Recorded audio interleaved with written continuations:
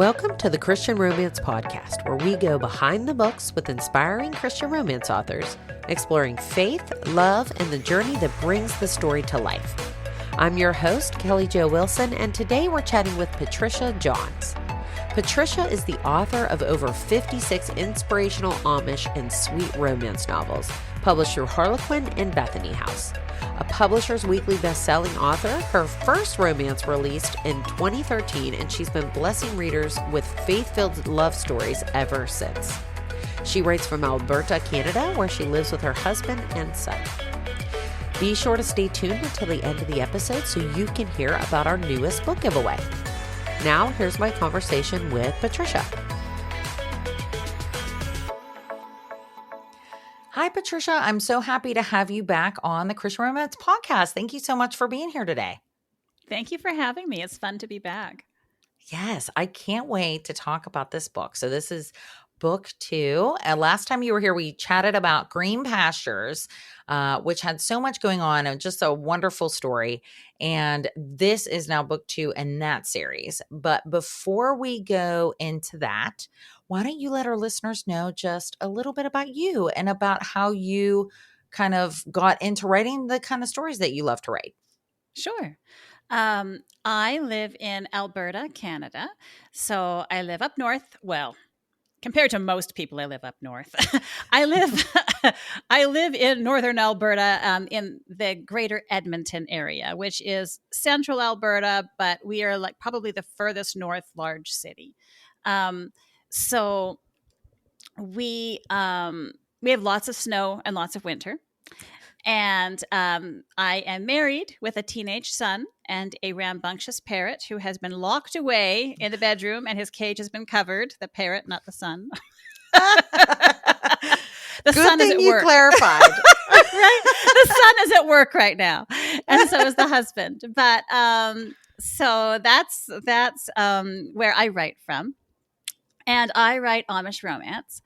I started writing Amish romance. I do have a Mennonite ancestry on my father's side. So I grew up with all of the stories of how my family ran away from war in Russia and came to Canada and in the 1920s. And how, because they refused to fight for either side, they were getting picked on. My great-grandfather got dragged off and shot, and the family was like, oh dear, we really need to leave. And so they did. I left very traumatized. Everyone was very traumatized by that story. Like that story is being told by my generation about how all they could see were like, grandpa's boots. And they were like, and they were so traumatized. Anyway, so I have all of that ancestry with the Anabaptist ideals about nonviolence and not fighting and not killing and being willing to die if it means your life or somebody else's being willing to die. So I was raised in a very pacifist home because of that. And so I had all of that Anabaptist family influence. So Amish romance wasn't a huge jump from there. I did do lots of other romances that I wrote. I used to write cowboys. And my editor had suggested I try Amish. And at first I thought it felt a little boring because it was too close to home. I thought, do I really want to write that? Because when you grow up with conservative Mennonite ancestry, it's not terribly exciting. Conservative anything is not terribly exciting. And so, but I did. I thought, you know what? Maybe I really should give this a whirl, because I really did have, some of the background to make it work. So I started writing them and just loved them. And it ended up actually giving me a real neat connection to my family history. Like, for example, my grandmother used to refer to the neighbors as the English neighbors. And it's because they spoke English. And it's the same thing as, with Amish, the Amish people will refer to us as Englishers because we speak English. And so my grandmother spoke German. And so her first language was German. And so she would refer to the neighbors as the English neighbors, to the point that my aunt actually assumed they must be from England. And she's like, it's so funny. They must have been from England or something, but they didn't have accents. And I was like, oh, I told her, I said, actually, the Amish do this. And she was like, maybe that's why mom did that.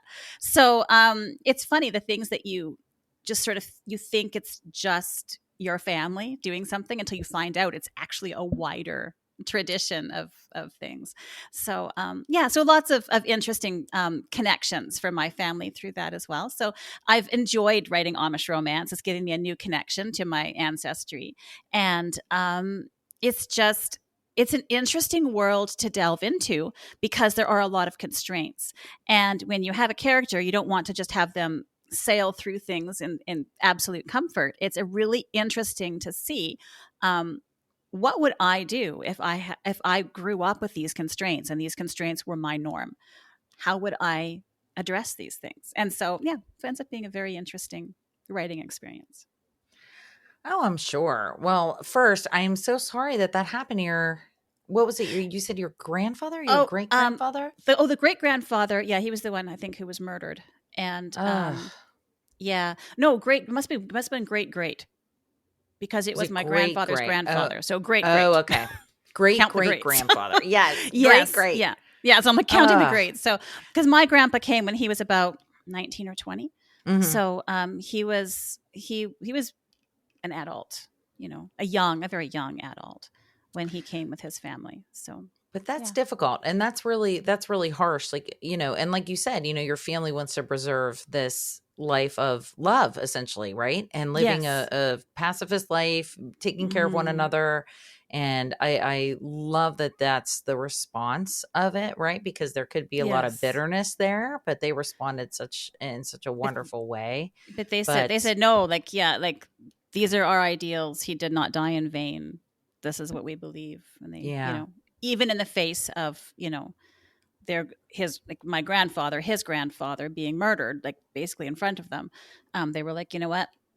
It doesn't change what's right and wrong. Yeah. It breaks our hearts, but it doesn't change what's right. So, so that's how they addressed it. That's just wonderful. My goodness. I feel like only God can put that in our hearts, right? Because we all want to, we all want to think and feel the latter. Natural human response goes in a different direction. Yes. Yes, absolutely. Very much so.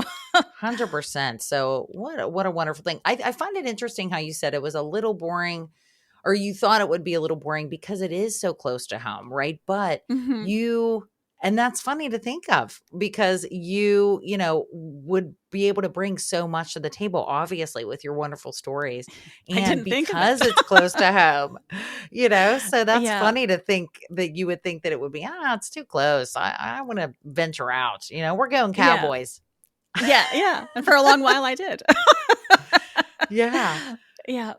But it's wonderful. I love the sweet Amish romance. I love that. And it is so interesting because of the constraints, like you said, because with other stories, people that aren't living in this culture that the Amish live in, you can venture out. You can think outside the box. You can bring all these external conflicts into the story that is wild as your imagination can think them. Because, and I'm sure it's, no matter how wild some author's imagination has thought of it, the truth is usually stranger than fiction anyway, at least in these kind of like contemporary or more realistic stories and that aren't like fantasy.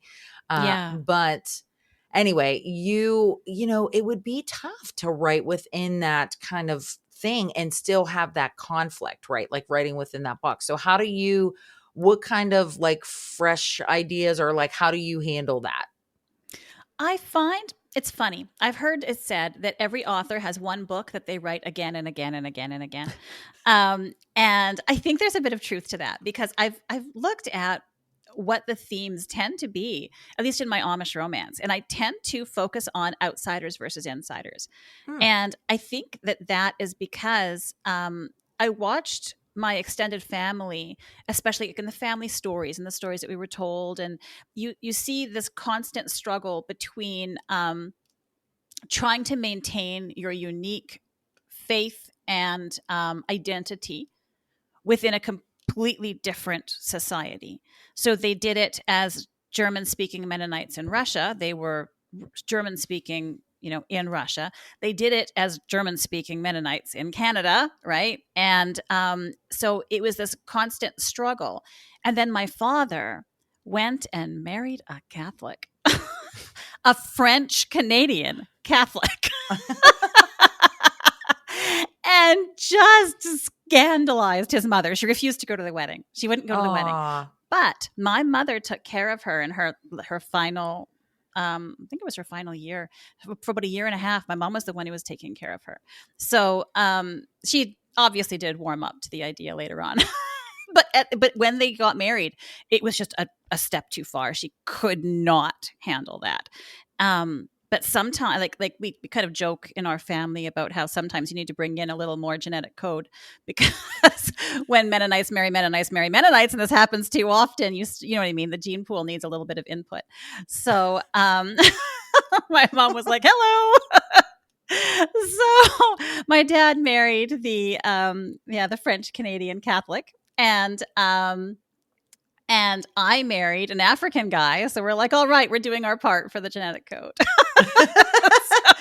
You're bringing it. Yes, you're That's making right. it very. That's right. We're deepening the gene pool. Absolutely. Absolutely. Yeah. Oh, that's so funny. Oh my gosh. You are so funny.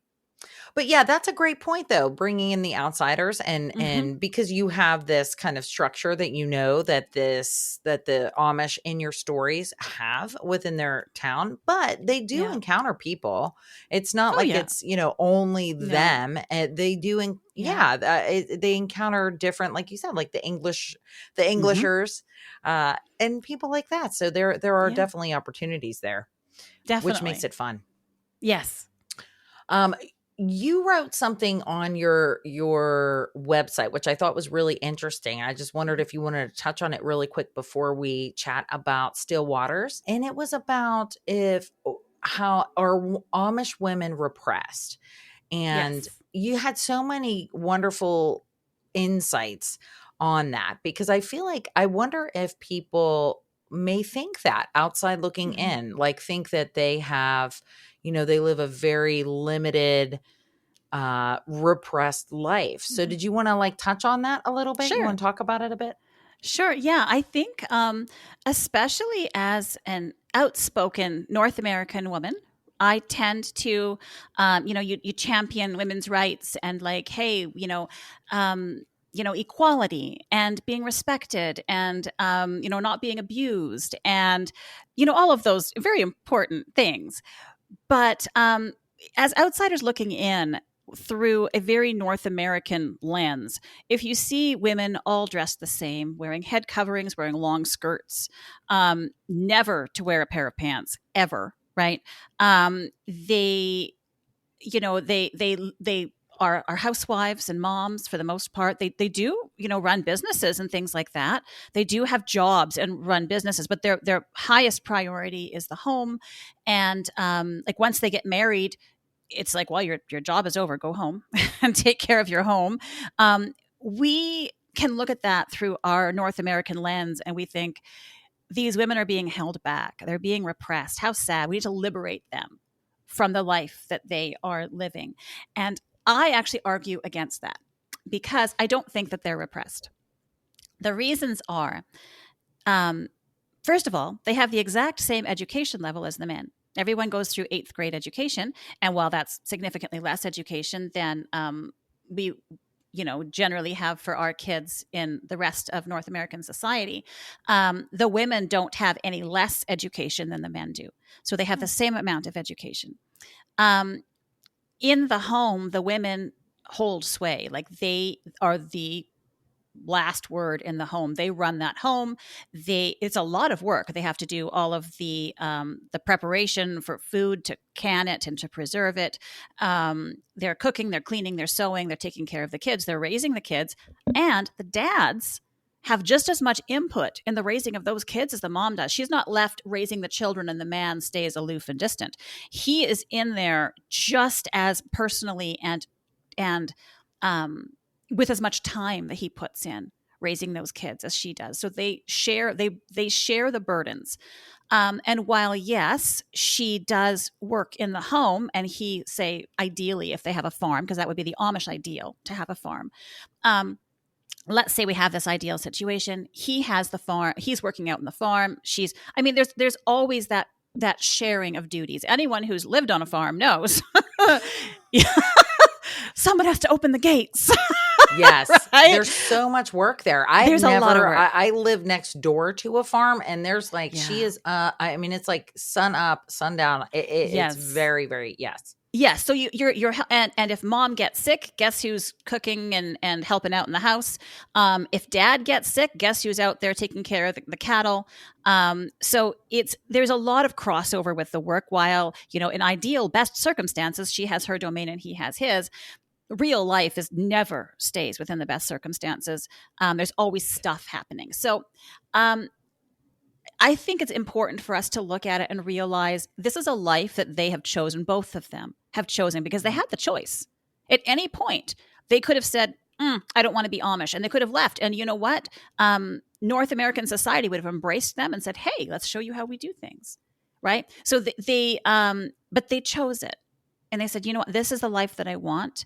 If they left before they were baptized, they would be able to even come back and visit their families. This was truly a choice made. I want to live Amish. And they made the vow to their church. They got married, and they really wanted to live an Amish life. So they've chosen it. And I guess my argument is, of course, I'm not naive. I do see that women are vulnerable to abuse. Right. But I would also argue that women are vulnerable to abuse in any culture. Mm-hmm. So I think we are vulnerable to that anywhere. However, I recognize like the vulnerability where, the church, he's forgiven, and then send the woman back in. I recognize those vulnerabilities that are heartbreaking and awful. And I'm not talking about those situations. I'm talking about when a husband and a wife love and respect each other the way they're supposed to within the Amish faith, right? Because abuse is not supposed to be happening within the Amish faith. So when things are working the way they're supposed to work, when the husband and wife are respecting each other and loving each other the way they're supposed to, it works beautifully, right? They're happy, they've chosen it, it works very well. But recognizing that, it's not always ideal. And I wouldn't be speaking into those situations where things have gone terribly, terribly wrong. So just for clarity. Yeah. Oh, for sure. But like you said, that happens in any culture, in every culture. And that's like a human thing, right? So that, even how like in the Bible, how God set us up to have that relationship in the marriage where the man is the head of the house. However, he honors his wife. He lays down his life. He's willing to die for her. Yes, willing to die. Absolutely. And she submits to him, and it's a very loving relationship, like you described with how the Amish, how they both chose that. They chose each other. They chose that lifestyle. They support each other in every endeavor.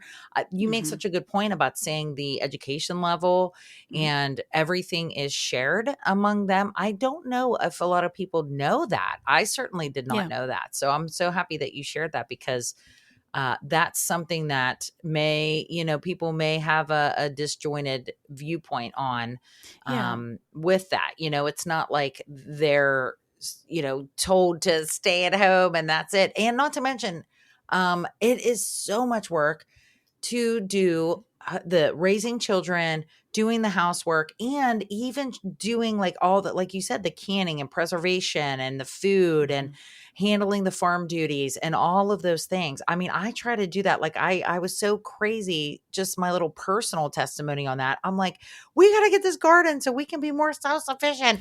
And like, oh my gosh, it took like weeks just to do it within like, our off time from work, and then trying to like get canning, and I'm like learning different things and all that.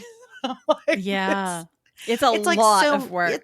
It's so much work, and I know for me, at least they have years and years and years of experience and like teaching each other. I'm out here trying to can and do kind of crazy stuff. So like all these epic fails and tomato sauce everywhere. But they would also have work bees. Like they would have a bunch of women be like, oh, it's time for you to do your canning. And a bunch of women would come over and help you get it done in a day.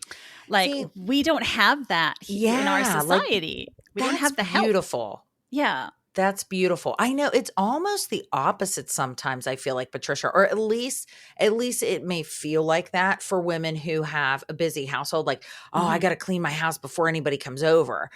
And like Yes. asking for help is almost like you don't want to ask for help because you don't want people to like judge you and say like, oh my gosh, she can't handle her house, that kind of Yeah. thing. Even though people most likely aren't, I think that's Yeah. just maybe Mhm. a pressure that we feel just as women Yeah. raising our families. So it's like the opposite of that. Like it Yeah. sounds like a lovely just situation in life. And Well, obviously, if there's issues like you said before, like abuse and stuff, mhm. we don't, I mean, that's just absolutely horrible. Yes, Um, yes. That's a but different thing. Well, the yeah, other but it thing I sounds would point awesome. out, too that the women are not isolated. So Mm, we often, if you think of a repressed situation, the woman is often isolated into her home and she can't get out and she can't have any contact with people and she's by herself and it's just her and her brain is eating its own tail and it's just awful. And that's what we're thinking of when we think of, you're putting her into her home as in like, but no, like she would have extended family on both sides of the family. His family making sure he treats her well too, by the way. Right? You've got extended family on both sides. You have friends. You have an entire community. They have babies, and people go, "Oh, well, let's go help." And they go and they will clean the house. They will just leave mama with baby, and they just take care of everything as a group. They are very supportive, and they're there for each other. And oh, somebody else, is doing a canning thing. Okay, let's go, and off they go to her place, and everybody will pitch in and help. And because working together is more fun, working together is enjoyable. So there is a lot of community. And so that's something I think that is super important to point out as well when it comes to the repression issue is they are not cut off. They are part of a very healthy, supportive, active community. So they're not cut off from human contact. I think that matters. Oh, I it think it certainly matters a does. lot. Oh, yeah. Yeah. I mean, just the baby situation, right? I mean, women, Mhm. you're so tired. You have a child, Yeah. you're sleep deprived for 2 to 3 years usually because Yes. it's like crazy. Yeah. And Yeah. you're functioning on zero and then you're like trying to cook and clean and take care, especially if you have other children. So just having the community Mhm. for that alone Yeah. is just beautiful because a lot of Yes. women out here don't have that. Maybe they don't have large families. They don't have, or their families are older, they have older people or their only child or something like And that. women they've known all their lives. So it's Yeah. not like us, like maybe reaching out to a neighbor you don't know. Maybe she'll help me. Like, you know what I mean? These are women they've known all their lives. They know them from childhood on up. So there's the trust level there too. Your Hmm. kids are safe with these women. You know them very, very well.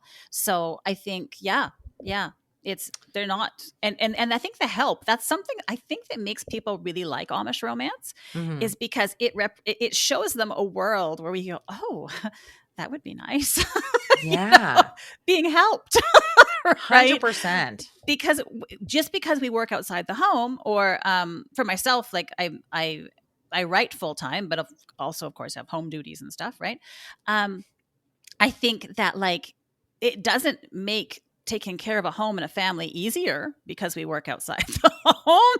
There's still things that need to be done. There's still the cooking and the cleaning and the planning and the appointments and the driving and all the different things that we do in taking care of a family that doesn't lessen just because we work outside the home. In fact, I think we're probably busier Oh, because yeah. we try to do everything, Yeah, and right? that's the problem. I mean, something has to take, I'm constantly trying to reevaluate and prioritize throughout the day. I mean, Mm-hmm. very granular too, because sometimes it has to be like that. Like you Yes. said, there's things that come up, kids sick or somebody, anything, right? Extra Anything. homework or, Mhm. something busted, Yeah. a busted stove or something like that, Yeah. anything can happen and you have to shift the responsibility. So having that community is absolutely wonderful.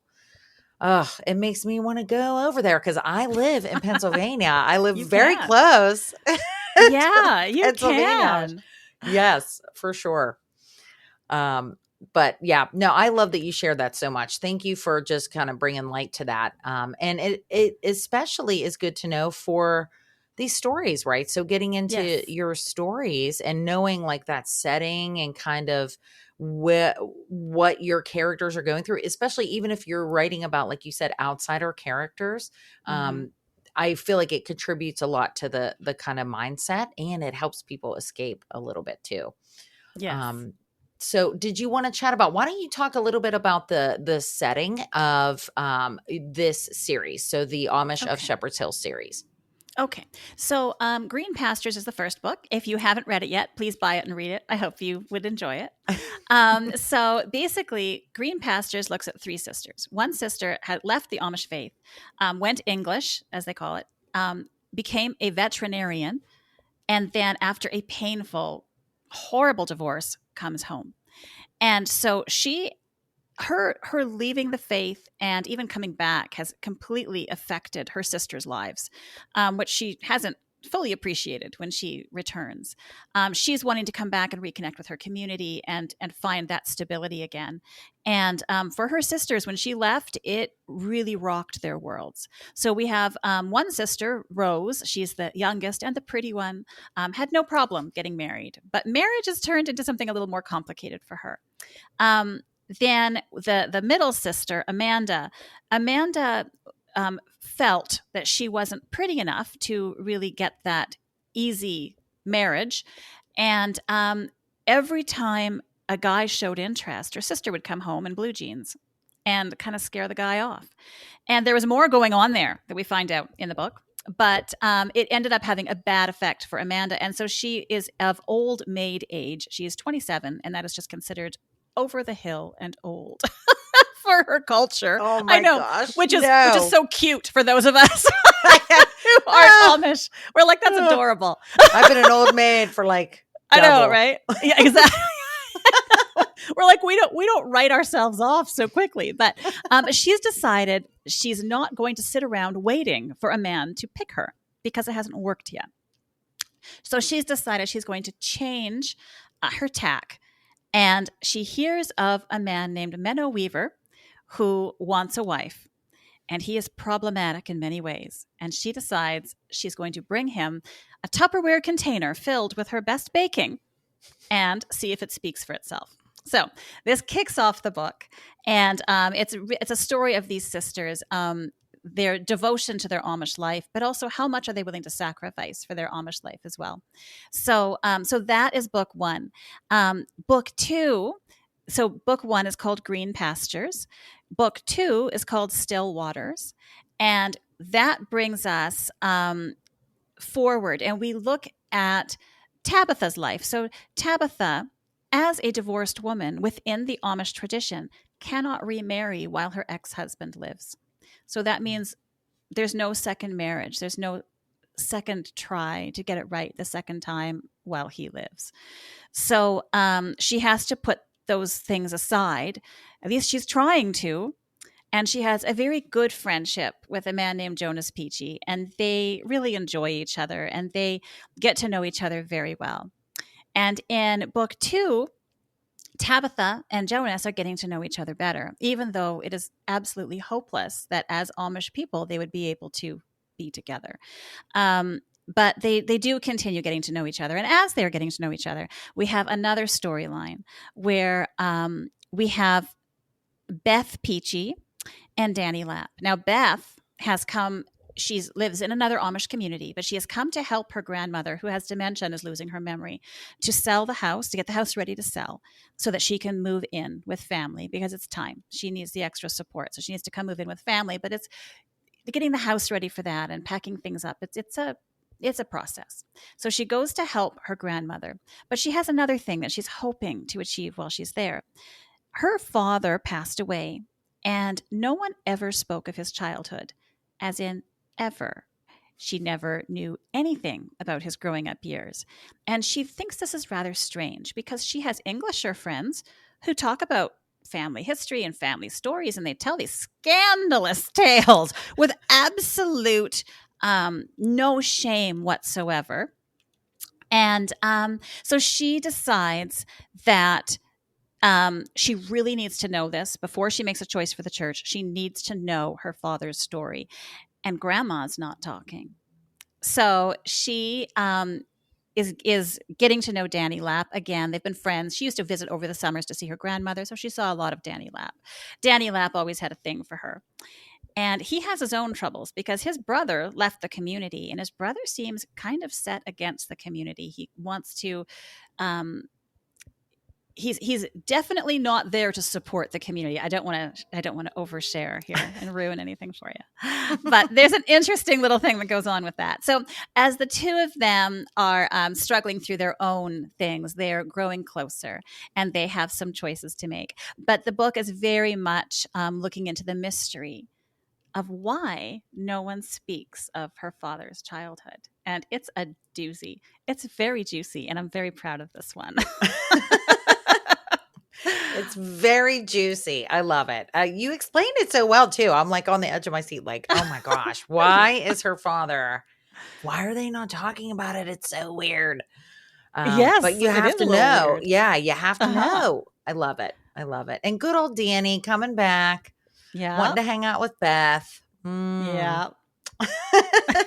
Sounds a little bit like a second chance kind of thing. Yes. You know, maybe when they were younger, they tried to make things work, but they were teenagers and a little awkward, both of them. And they just weren't able to get on the same page, even though they both really liked each other.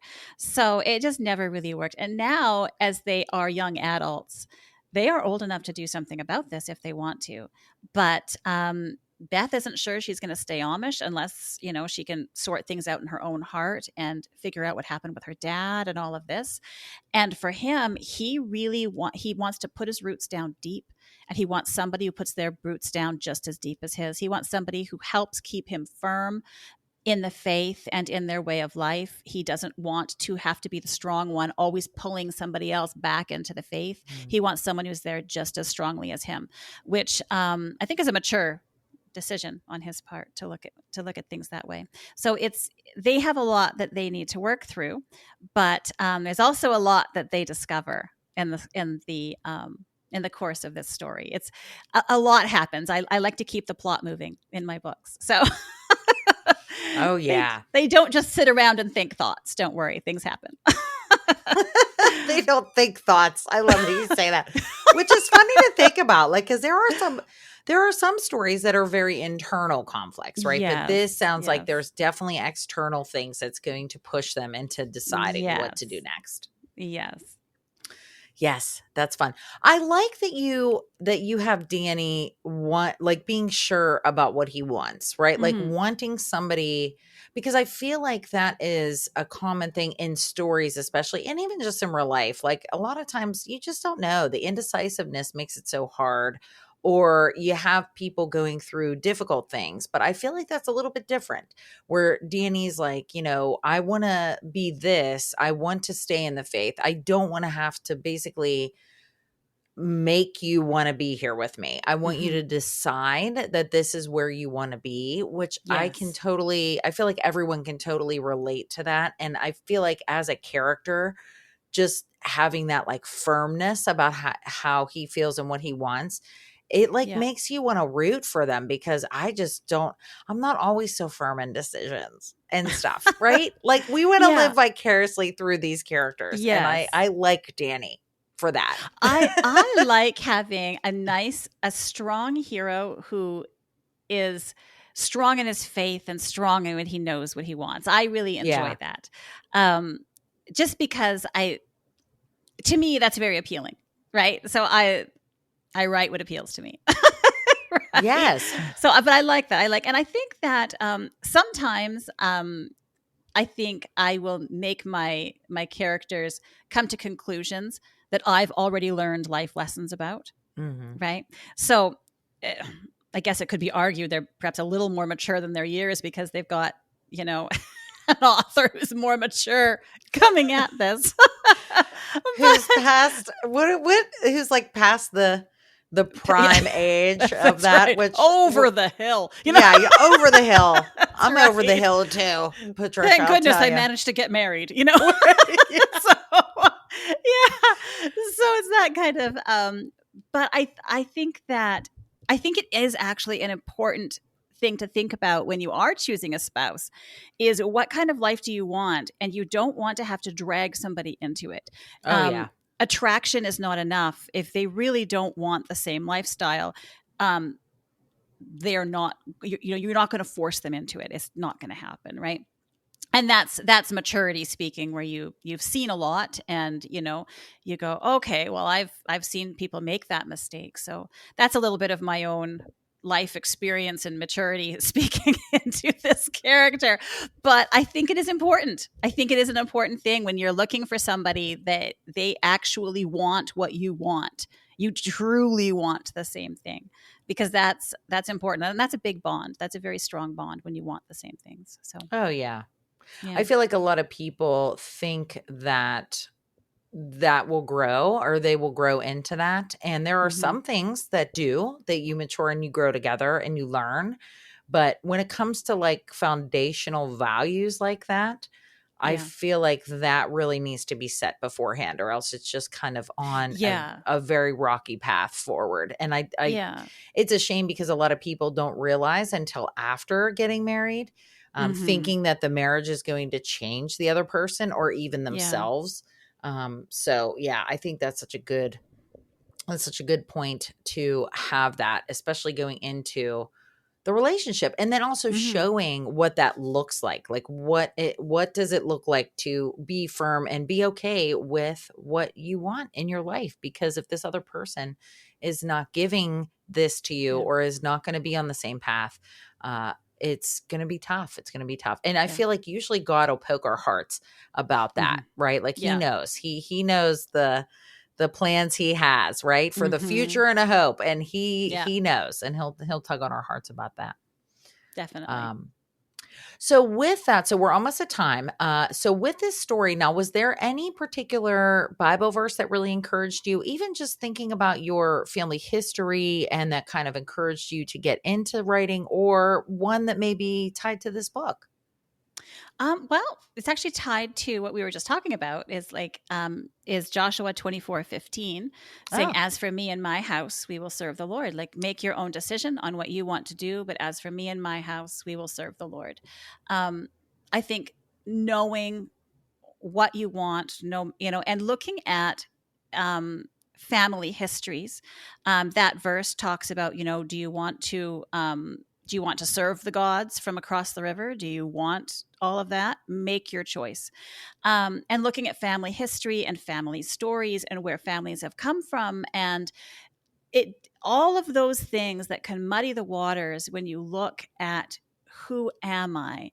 Who am I when looking at my family's history? You get a decision in the here and now on what you're going to be, regardless of your family's history. You get a decision to say, this is who I am. This is what I want. As for me and my house, right?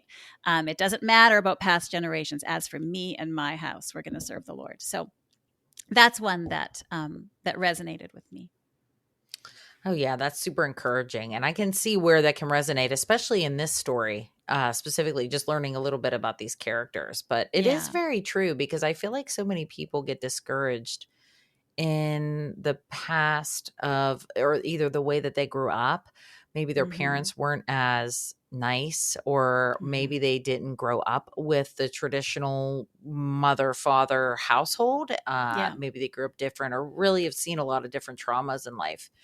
And feel like they need to, it just kind of spirals down, right? Like it's like generational, and feel like they can't stop the spiral, right? But that's not true. As like you said, as for me and my house, we will serve the Lord, and that's what we'll do, and no matter what has happened in the past. And the future is his as well. So I think that's a really, really great encouragement, that we don't have to be labeled or stuck in any particular thing because it's just something that has happened in the past. We can always make a choice to change.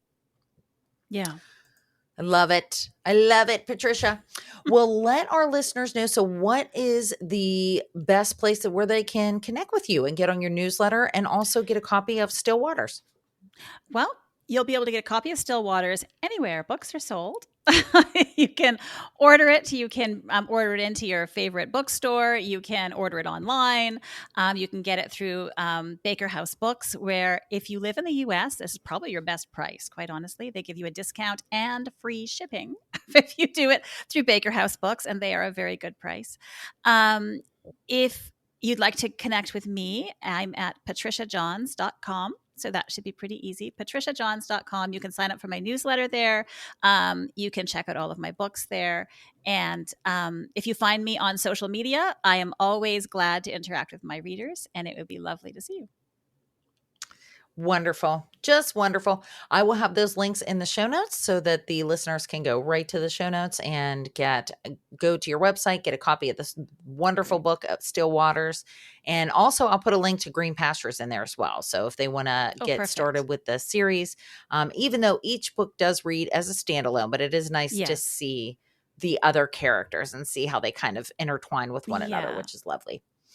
But thank you so much, Patricia. I just appreciate you sharing your heart and your wonderful stories and your family history with us today, and just the wonderful insight that you had too about Amish women and if they are repressed, and just giving us so much insight there. I love it. It's been so helpful for me just to have that kind of knowledge and understanding now. So thank you so much. Just thank you for being here today. You can always come back. I want you to come back next time and talk more about your future books as well.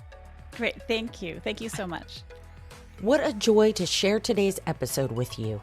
I hope it encouraged your heart and inspired your love for stories that reflect God's grace and goodness. If you enjoyed our conversation, be sure to subscribe so you never miss a new episode. And because we're so grateful you're part of this community, we love to bless you with lots of books. Enter our latest giveaway by visiting ChristianRomancePodcast.com. That's ChristianRomancePodcast.com. Thanks so much for listening. And until next time, keep your faith, share the love, and happy reading.